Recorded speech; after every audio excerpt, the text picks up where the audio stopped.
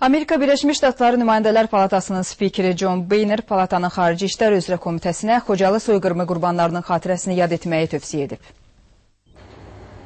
Amerika Birləşmiş Ştatları Konqresinin Nümayəndələr Palatasının spikeri John Boehner New Mexico ştatı Senatının Xocalı faciəsinin 21-ci il dönümü ilə əlaqədar qəbul etdiyi qətnaməni Xarici Əlaqələr Komitəsində baxılmaq üçün Konqresi təqdim edib.